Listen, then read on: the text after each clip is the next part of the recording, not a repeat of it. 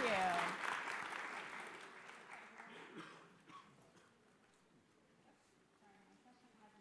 Started, so I can't see my slides. Hope everyone is doing well.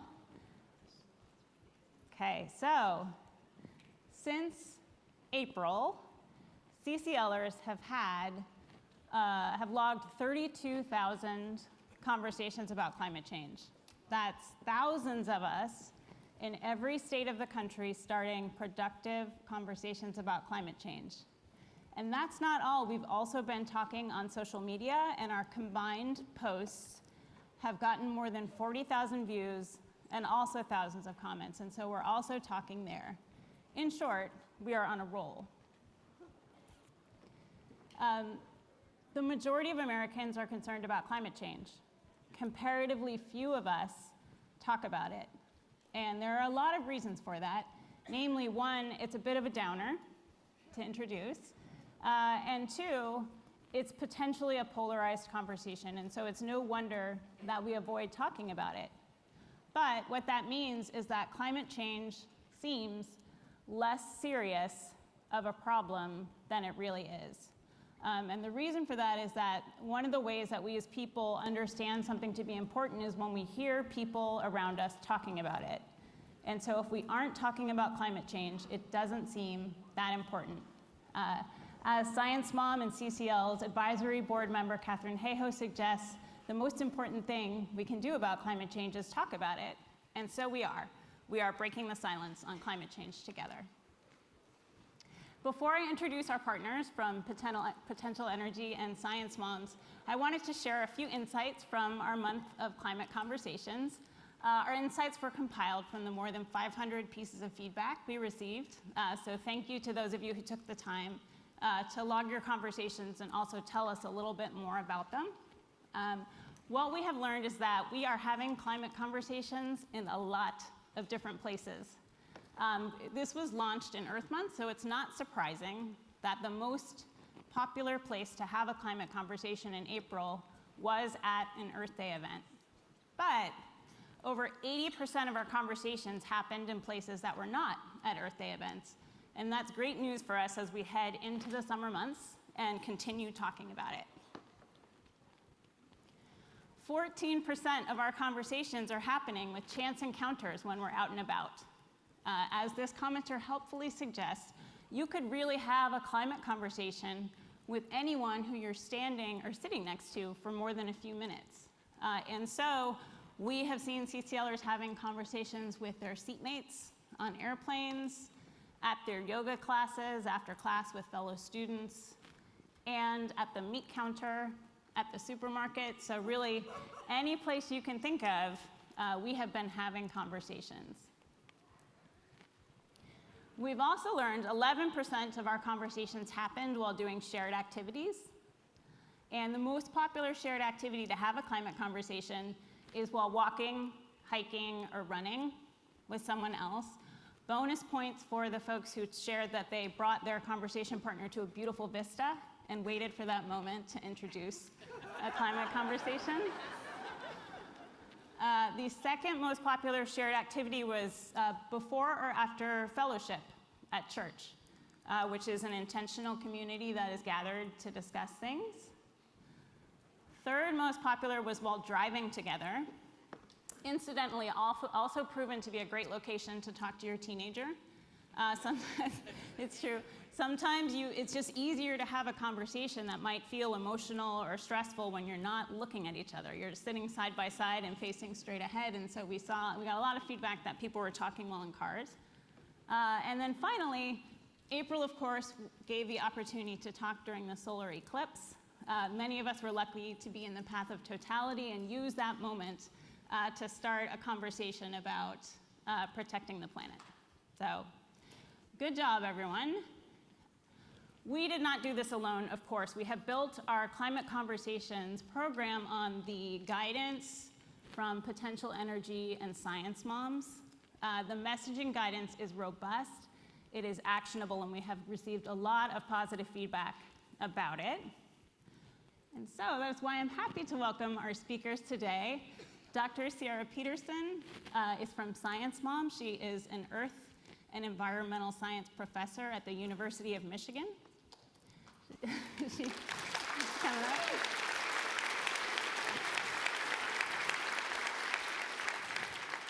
See if I can get this right. Sierra's work uses fossils to determine changes, seashell fossils to determine changes in ocean temperature that have been happening over millions of years.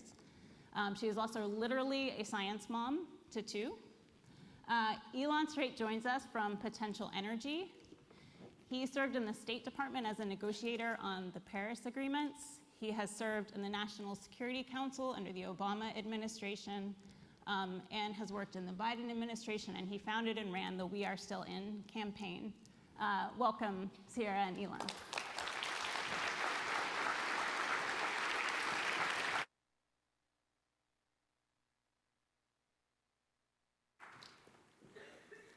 Hi, everybody. We're going to talk about how to talk like a human today. And if me, a former UN negotiator, and Sierra, a scientist, can talk like a human, then I think anybody can do it. Really, the thing you need, a show of hands, who here is a human? Raise your hand. It's not 100%. It's a very diverse conference here. Okay, so we're going to talk about how to talk like a human. This is what our presentation is based on, is that we have an ever-growing body of research that we've been doing at Potential Energy. It is hard to see the slides from here. We've run hundreds of focus groups. We've served ads, which are a really good way of testing how people are reacting to different content. And we're constantly doing polling, randomized control trials, focus groups, other ways of just understanding where people are on their sort of journey of understanding climate change and also climate solutions. And what we've learned is people aren't really connecting the dots here, which isn't terribly surprising. There are some pretty complicated dots to connect here, right? There are things that humans are doing that's creating pollution, that's creating a blanket around the Earth, and that's leading to different climate changes, and that those climate changes can be solved, and those climate changes can be solved by changing our energy. It's pretty complicated. So I don't begrudge anybody that doesn't understand it, but the truth is that a lot of people lack what we call foundational knowledge.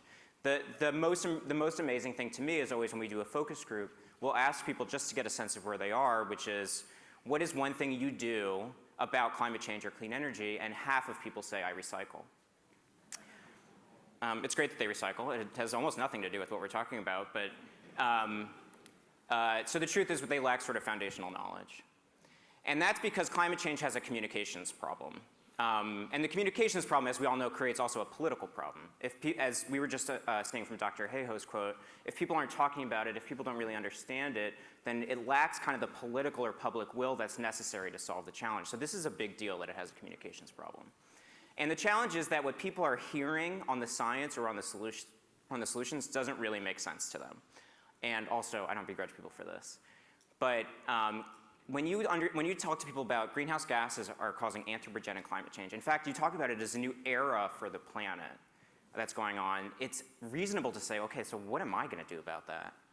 If you say we have to act now to stay under 1.5 degrees, it's pretty natural to be like, 1.5 degrees? Why are we freaking out about 1.5 degrees? And if you say sea levels are rising, and then people dig into that, you talk about it over a 100 or 200 year time span, again, people don't feel like it's relevant to them. And then finally, we must decarbonize to get to net zero by 2040 or 2050. People are just like, what? What are you talking about? What does that mean? My boss, John, used to say, nobody wakes up in the morning thinking this is a great day for decarbonization. Not resonant. So there's a human solution, and this is what we're going to talk about, the principles of how to talk like a human. We've come up with 8 principles that are based on our research and based on the solutions that we've found that allow sort of a training in how to talk like a human being about climate change. So the first is talk like a human. We're all humans. The second is don't exaggerate. Sometimes the alarmist stuff, especially when it gets very alarmist, can actually turn people off. And it's related to the third principle, which is no partisanship. So 2 and 3 kind of go together in a package of if people suspect that you have an agenda when you're talking to them, that you're trying to convince them of something or you're trying to win an argument, then it reduces the trust of your message. So the same message can be delivered in a high trust way or a low trust way, the exact same words, and we're trying to make sure it's in a high trust way. And relatedly, the fourth is keep it local. The more local something is, the less polarized it's going to feel, the more relevant it's going to feel. 5th, humans, not concepts. Talk about the impact on an individual human. 6 is fight pollution, not climate change. We'll talk about this, but if something has a human cause, then maybe it also has a human solution. Focus on today, obviously not 100, 200 years from now. And then messengers make the message, which is a great way to segue to Sierra, one of our best messengers on this stuff. So hi everybody, I'm Sierra. I am a scientist first, then I became a mom, and now I'm entering into the world of climate advocacy. So I'm newer to this perhaps than many of you. So first step is talk like a human. This is just natural, right? If the conversation feels normal, feels comfortable, people are more receptive to the message. If you start throwing a lot of jargon, it just turns people away. Nobody wants to feel stupid. They don't want to hear a word and not really know what it means. So just trying to use terms that are more easily accessible. So instead of saying things like decarbonization, greenhouse gases, carbon footprint, somebody might not really know what that means, use words that are more familiar, focusing on pollution, overheating. Everybody's familiar with pollution. Everybody's, I think, against pollution, right? Nobody wants smog around their neighborhood. That's something that's really easy to relate to. It's familiar. It's not kind of seemingly like beyond your understanding. It's very commonplace. We hear about that a lot. Number 2, don't exaggerate. There's really no need to exaggerate. This is a big problem, so just the simple facts are enough to be persuasive. And my personal example about this is when I was in college, I came home from college having taken one earth science class and feeling super empowered to talk about it. And I watched An Inconvenient Truth with my dad. And he kind of blew it off. He said, oh, it's all just showmanship. It's good for the movie. They put these very picturesque polar bears in here to pull at your heartstrings, but it's not that big of a deal. And he didn't trust the message because he felt like it was just exaggerated for the sake of the show, for the sake of the story. And it took a lot of convincing over the years, and that I've made my whole career on that now, so I hope you believe it, that he's definitely come around. But you don't need to use hyperbole. You can just be the rational source of information. I'm not trying to, overdo it here. I'm not trying to say crisis, everybody panic. I'm just trying to tell you what's really going on rationally without that kind of feeling of the angle, right? If you just state the facts, that's enough. Number 3, no partisanship. Similar to that one, you want to build trust, right? You don't want to be seen as having an angle. You don't want to be seen as trying to scare people or hype unnecessarily. So when you're talking about climate change, you can just, again, like staying with the simple facts, you can use framings that are not going to immediately close the door for somebody. So instead of using words that may be affiliated with a certain political movements like green or save the planet, which might be off-putting to certain recipients of that message right off the bat, talk about things we can all get on board with. Everybody wants to protect your community. Everybody wants to still conserve the things that they love about their local area. Everybody wants a safe world to live in. Clean energy is kind of something that a lot of people can get on board with, separate from the climate change element of it. And one of my favorite ways to think about this is, everything that we are advocating for that will be good for the planet, for climate change, also has side benefits, right? So you may not even need to care about climate change to agree with me that we should, for example, in a community, switch over to electric buses. They're less noisy, they smell better. It's just nicer to be around a quiet electric bus than a billowing, smoggy school bus that's driving by every day. You can get on board with that without even realizing that it's also reducing emissions. And kind of leading straight out of that, keeping it local, focusing on things that somebody will care about in their immediate vicinity, in their immediate life, as opposed to describing this as a global problem. If you talk about planetary change, it feels like you can't make any difference to something that's as big as that. But and also you can't really feel the scale of like 1 degree warming, 1.5 degrees warming of the whole planet. It's hard to feel. A lot of my research actually focuses on seasonal climate changes. It's easier to feel like that winter wasn't that cold as opposed to this whole year averaged out 0.2 degrees warmer than last year. You can't feel that really. So focusing on our state, our town, my neighborhood, something in my community is a lot more tangible, and it builds that common ground that you can start a conversation from. Go back to you a little bit. Good transitions. The fifth principle here is humans, not concepts. One of the things that people experience when they hear about climate change is it feels very theoretical. It's about solving a planetary crisis, but we can make this very human. Human impacts, people like me are being affected. One of the things that we've learned in the last year is that we now ask, after every ad we do or after every message we test, we say, either climate change affects people like me or clean energy benefits people like me. And the goal is to ground it in a very personal understanding of the issue, because those are the kitchen table issues. And we found that when you test for that, the most powerful emotional frame for any of this is loss aversion. The concept that something is at stake and I might lose it is where we generally try to ground these conversations, and that's across the political spectrum. Humans have a very strong urge towards loss aversion. Fight pollution, not climate change. This one took us a long time to come to because we originally wanted to keep everything very positive. Clean energy has solutions, clean energy is good for everyone, it'll create economic opportunity for everybody, but the truth is that our messages that are about holding polluters accountable test across the political spectrum 8.5, 10 times better than our other messages. And this is for one simple reason, which I said before, which is that sometimes it feels like there is no solution to climate change. But if you're able to say climate change has a human cause, it is caused by human pollution, and therefore it also has a human solution, it's very easy for people to wrap their minds around that in a way that it's hard for them to wrap their minds around, I'm solving the Anthropocenic era of the planet.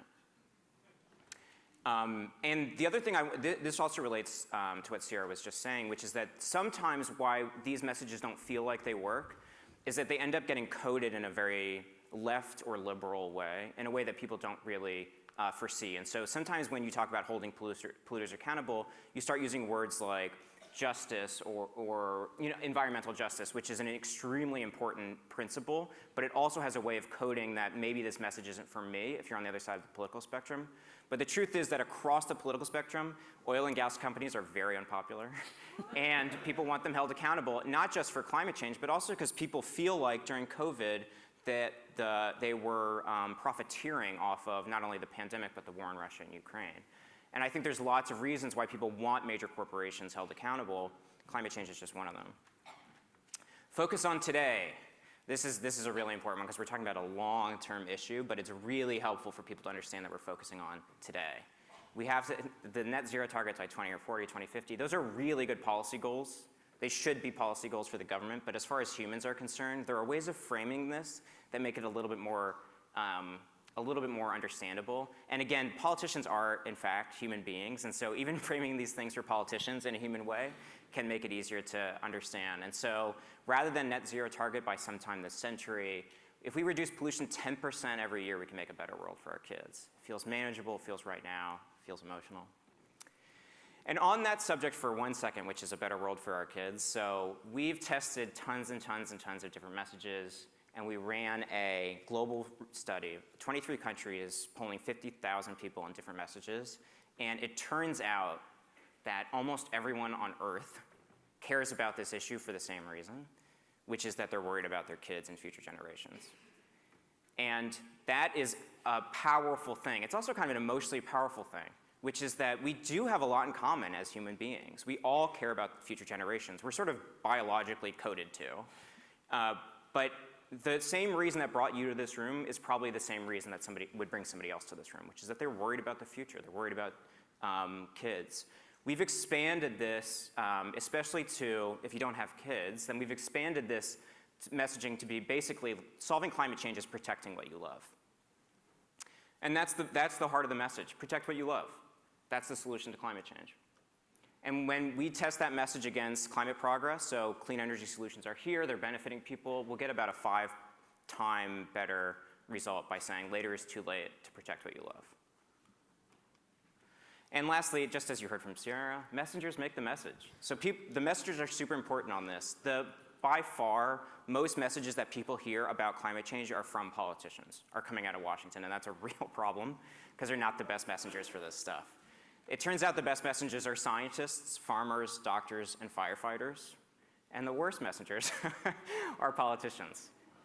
People really do trust scientists. I know there was a feeling that during COVID especially that there was a low trust in messengers on science, on health, but poll after poll, literally every poll we've ever run of who do you trust the most on this issue, the answer is scientists. People do want to understand the science. So now I'm going to turn it back to Sierra. Oh wait, let me wrap this up first. So these are the 8 principles. There was this, when I went to law school and they always tell you, tell them what you're going to tell them, then tell them what you told them. So this is the tell them what you told them part. So the 8 principles are talk like a human, meet people where they are, don't exaggerate, keep it nonpartisan, which you guys are experts in. That's basically the whole point of this. You guys already know that one really well. Keep it local, keep it personal, talk about humans, not concepts. Fight pollution, because it's a human cause, you could have a human solution. Focus on right now, and then messengers make the message. Yeah, so Science Moms is a campaign within Potential Energy that is taking the trusted messengers, which are climate scientists, who are also moms, and connecting them or helping them spread the word and to people that would be the most receptive to that, which is other parents, other moms, specifically to try to increase support for climate action. And this campaign is using all of those 8 principles and kind of putting them together for hopefully the greatest impact. So a lot of the content that's created by Science Moms starts with making that initial connection based on something we have in common through an emotional kind of feelings-based connection, which is I care about my children, you're a parent, you care about your children, we have that in common, and let's think about their future. And that can be in a positive way, that can also be sharing your fears. You know, I'm worried about my kid's future. You know, I'm worried about what the world's gonna look like when they're graduating college or whatever like that. And so there's videos, social media posts, things like that, that use that kind of emotional base to get that conversation going, to open that door, such as one by Science Mom, Dr. Joellen Russell, where she talks, it's as if she's speaking to her own children about, this is why I work on climate science every day, is because I'm thinking about you and I'm thinking about your future. The second step is also, Science Moms are science experts, and so we do present facts, we do kind of lay out a little bit of the science behind global warming, climate change, but we're trying to do it in a pretty simple way, again, talking like a human, using words like pollution, relating it to your local events, things that people experience every day, like overheating, extreme weather, instead of intangible goals like 1.5 degrees C warming or something like that. And kind of, so after we've connected through that emotional opening the door, we now drop some facts, and then we immediately pivot to some solutions, because we don't want anybody to be left feeling like, okay, you've convinced me this is important, but like it still feels like I don't even know what to do. You gotta immediately then give them something they can do, whether that's small or big. And so we have this to-do list. You know, as moms, as parents, we are very familiar with to-do lists. Got a long one, you know, but let's just add something on my to-do list, otherwise it won't even make the list, right? So put it on your list. So number 1, swap. That's things you can do in your immediate daily life. You know, change out your vehicle, change out your lawnmower to an electric lawnmower, whatever your appliances in your home, it's time to replace whatever. You know, this is a good time to invest in an electric version. Share is share facts, share your opinions, share your knowledge with people in your community, your neighbors, your family, whatever that may be. Speak up about it. And then the number 3, speak up, is take that message to your leaders, which is you guys, are very familiar with that, to local leaders, to national leaders, to try to elevate that message. So it's different things that people can immediately do in their daily life.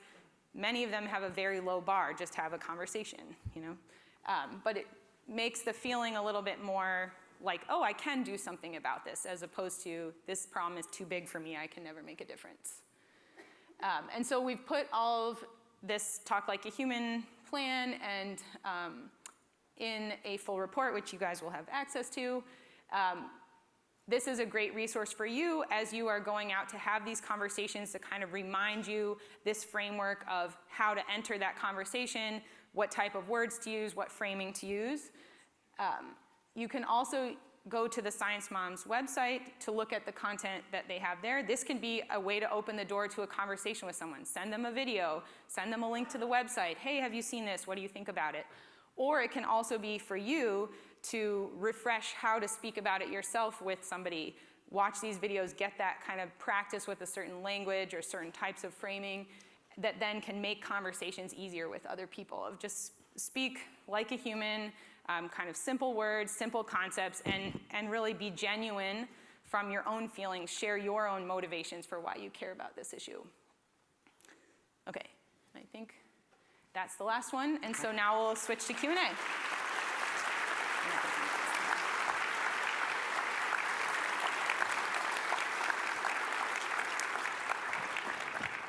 All right, so my mic on. We've got about 15 minutes left, and so we'll be happy to take questions from Q&A. Flannery, do you have questions ready?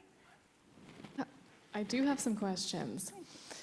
So first, we've gotten a couple questions about the best ways to actually start climate conversations. What do you recommend for the very beginning of getting into this discussion? I think I look for kind of a natural opening, something in the news. Oh, have you seen there's, wildfires happening in Canada, and that's why our air is smoky today. Or I also like to kind of use like gossip a little bit, like, oh, did you see our neighbor has a new lawn crew that's got electric things, and now it's so quiet. It's really great, don't you think? Just some kind of talk. It doesn't have to be about you even. It can be, oh, I heard somebody blah blah blah, and you can be gossiping together about somebody else and kind of work it in a little bit. I don't know. No, that's, I like the gossip idea. I think also, like we were saying in the presentation, that it's surprisingly effective to just start the conversation about children in a way. So when in our focus groups, not to answer your how to talk like a human in a data way, but in our focus groups, we were having trouble connecting with rural Americans in a way that they weren't gonna, they were sort of pretty inoculated against climate conversations because they were living in an information environment that inoculated them against it. But when we asked questions that were like, what kind of community do you want your kids to grow up in? And then my favorite is we were having trouble in particular with rural men, and we started asking them, what kind of father do you want to be? And then connecting how the legacy that they leave behind on the planet to their legacy as a father. Yeah, and I think what I've taken away from reading all of the feedback from April is that this really might be the very hardest thing to figure out, is how and when to get started. And it is contextual, right? It's based on the relationship that you have with the person that you're talking to. And I think this is some place where we as CCLers were having conversations with different people in our lives around different places in the country can really start, sharing what's working for us, because, we just heard sometimes you might want to start with quiet electric buses, right? And sometimes you might go straight for what kind of parent do you want to be? And so we, building sort of that nuance is something that we can strive for together. It's absolutely true that this conversation starter would be different depending on who you're talking to, right? So there's no one answer to that question, but The common answer can be think about what you and that person may have in common and try to start from a position of we agree on something and now let me build from that, instead of like, I think I need to convince you of this thing that you're gonna fight me on, is like a combative start. So start from something you have in common, and that could be a common interest, a common geographic location, think it could be anything, big or small.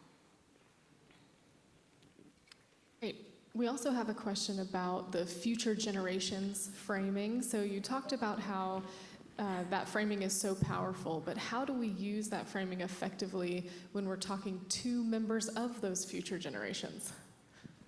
Yeah, sure.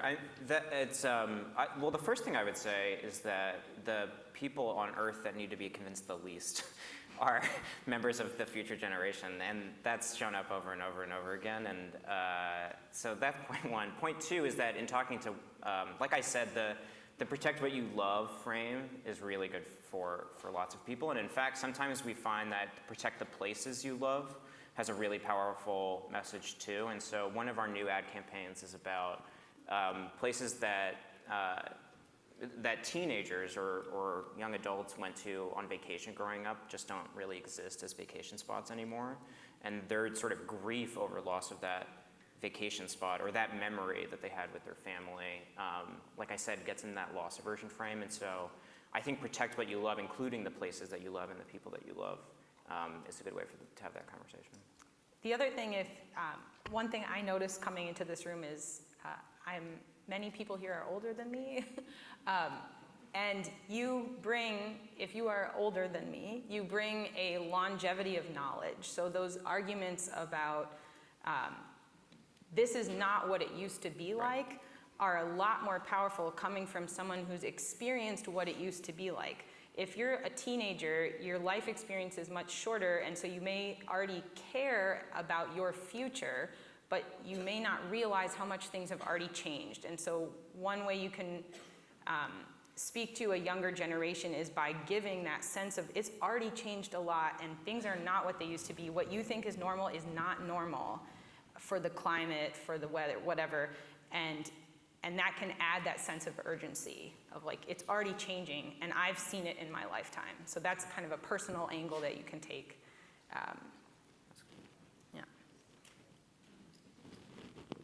Hey, that's a great segue into our next question, which is about conveying urgency. So it seems like it's a delicate balance to convey the urgency of the issue without being alarmist or completely freaking people out. So can you speak to how to walk that line? Yeah, I hate to panic. It's a thing that actually pushed me away from talking about climate change and the urgency of it. In my professional life, I am very familiar with how much temperatures have changed and how unusual this is for planet Earth, but it's been harder for me even to raise it to a level of urgency in my day-to-day life. And so the framing that I like to think about is just to have it as a thing you consider. And so anytime, it may not be that today may not be the day that I'm going to do something huge, but if I have this as just part of my belief system and kind of understanding of the world, that when it comes time to replace my car or replace an appliance in my home or make a decision about something like that, then it's a thing I'm going to factor in, go to the ballot box. When that day comes, it is part of my decision-making process. And if it is factoring into every one of my little decisions, then that adds up to a big thing. And if many people are factoring it into their little decisions, then that has a bigger impact. And that can be, it's urgent without being a crisis on a minute-by-minute level. Yeah, and two thoughts building off on that. So one is that when people sort of feel alarmed or go into doomism, usually it's a combination of the problem feels too big and the solutions feel too small. And so I think also grounding a conversation in that the solutions are happening here, and there are solutions on the way and they're manageable is an important part of solving the alarmism challenge. And I think people are always pleasantly surprised by some of the market penetration stats of the amount of clean energy that's being distributed. So like that now, I mean, starting 4 years ago and consistent every year since, more money globally is being invested in clean energy and then dirty energy. That there is a transition underway is actually comforting for people on the alarmism scale. And the second thing I would say is that I think sometimes we make a mistake of making it feel binary, like either we solved climate change or we didn't. And the truth is that's not really the nature of the challenge, that it is a grading scale, and everything that people do really does make a difference for the planet. And so I think trying to keep it out of a binary frame also is helpful. I'll add to this. I think on the connecting with urgency scale, I think we as communicators can be disciplined and read our audiences, right? So, you know, a simple, I'm concerned about the future I'm leaving for my kids, doesn't need to be followed on with, you know, fears B through E, right? So, you know, being disciplined ourselves to just kind of put it out there and see what we get back. Is there a connection there, and kind of feel it out? So it's okay to indicate concern without keep, you know, making that bigger, and that's something that we can do as communicators. The other thing is, like Elon was saying, like changes are already being made that are positive. More and more investment in clean energy, and as much as this is a huge problem, we also know what the solution needs to be, even though it will be difficult to get there completely. We know the path we need to go on, which is more clean energy, you know, reducing emissions, blah, blah, blah. Like that, it's not a mystery what we should do. So there is a course to chart, which can also be reassuring of like, we have a direction, we just need to move in it. It's not wide open. We also have a couple questions asking for your advice on how to handle a conversation that sort of takes a turn. So what if someone is responding with misinformation that you know to be wrong, or the conversation kind of sours in another way? How would you advise handling that?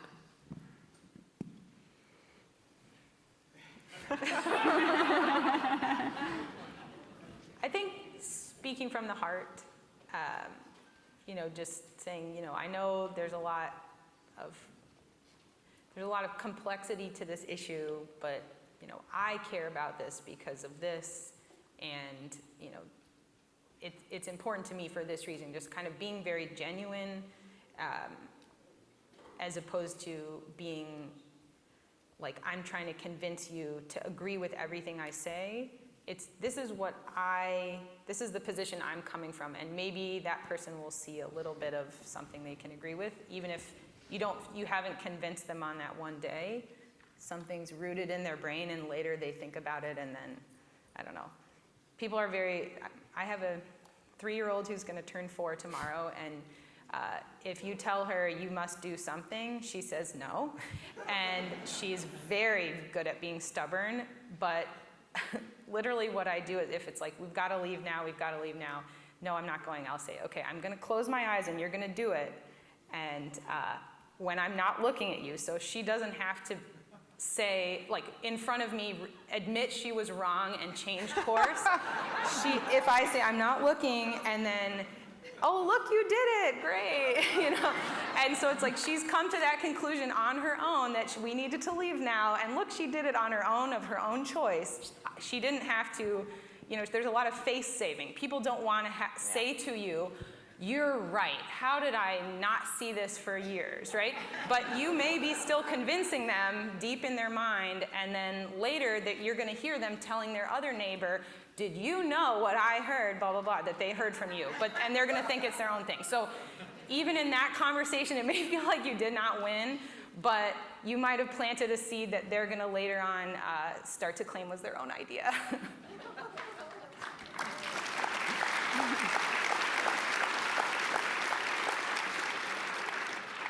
Yeah, the previews our next communications guide, how to talk to a toddler. Seems like it's useful in this case.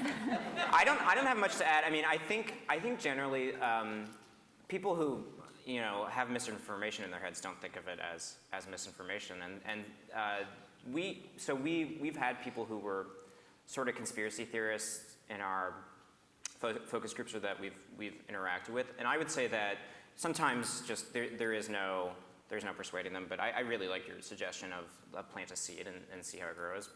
One thing I would say is that in general, it seems like nowadays, people walk around with sort of two background beliefs in their head. One is that they are mildly concerned about climate change, and the other is that people more and more think the energy transition is inevitable. And that inevitability has been cropping up a lot more and more recently of something that we need to manage. And so even in our focus group where we had a person who was a true climate denier, they then went to say that, of course, we're going to transition to clean energy. They were holding, sign of intelligence, holding competing ideas in your head.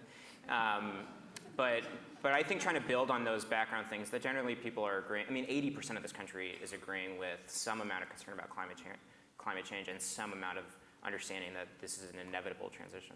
And if you find that a person that you're talking to doesn't seem receptive to the message of climate change, just don't mention it. Right. And find a different angle that they could be completely on board with. Oh yeah, we want to bring clean energy jobs to our neighborhood. We should have more clean energy in our grid, whatever. We should have less power outages. We need to upgrade our grid, whatever, something they might be fully on board with without even realizing that that also has climate benefits.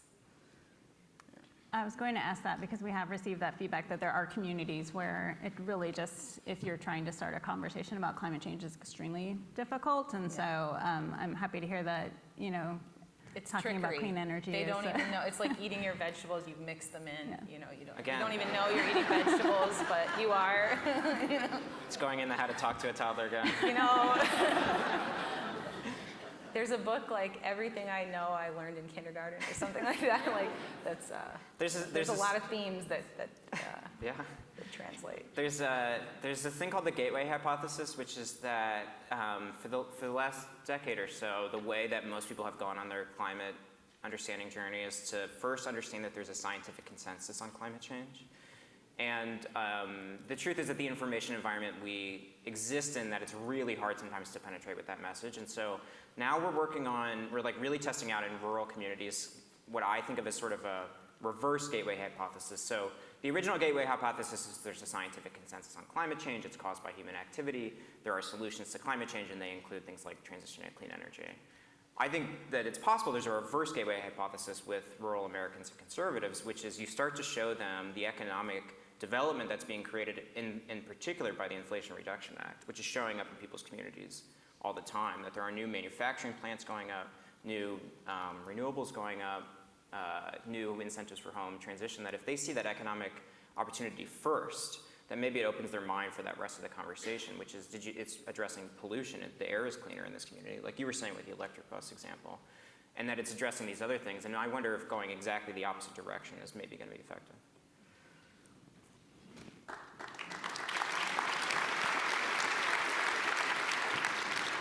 Is Potential Energy researching that? Like, are you testing Yeah, that so at we're all? doing a couple of pilots in rural Michigan, actually, and in North Carolina, and then in rural Pennsylvania, where we're running these hyper-local campaigns that have targets of like 3,000 to 10,000 person towns. And the reason is because so much of the funding for the Inflation Reduction Act, so much of the economic activity is happening in these counties. And we're seeing this phenomenon of the money is flowing to these counties where the land is and where it's easy to build or easier to build. And that at the same time, these communities are putting in place bans on renewable energy or even manufacturing. And so we're going into those communities trying to understand what people think and feel and what their sentiments are, and how we might be able to shift those.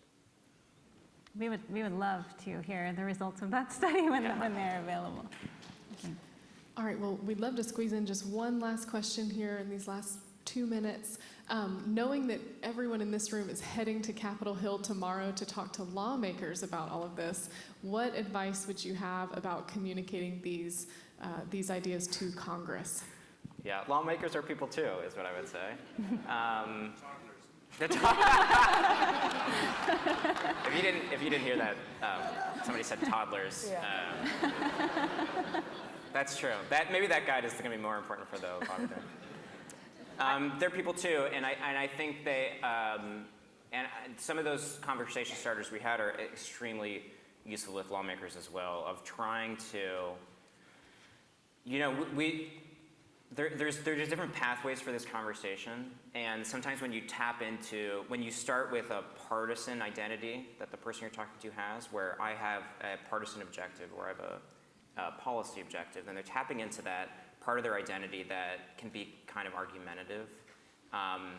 But if you tap into another part of their identity, so primarily useful is as parent, and if you start the conversation there, then I think it's surprising at how differently the entire conversation will flow, because that's the part of their brain they're sitting in, that's the part of the identity that they're thinking about.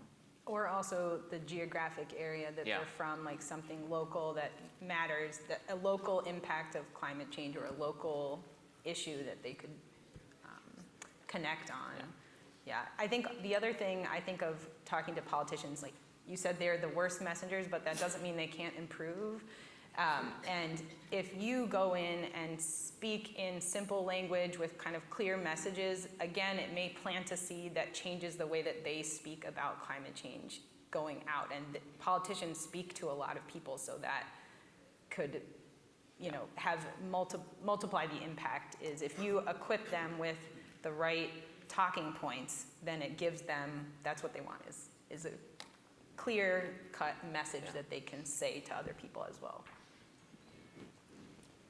Wonderful. Well, that's all we have time for. So one so round of applause.